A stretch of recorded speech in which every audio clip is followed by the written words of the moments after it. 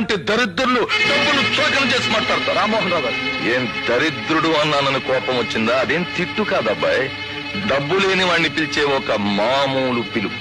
రామ్మోహన్ రావు గారు, డబ్బు లేక దరిద్రులైన వాళ్ళని చూసి జాలి పడచ్చు కానీ ఒక సంస్కారం లేని దరిద్రుని క్షమించలేము.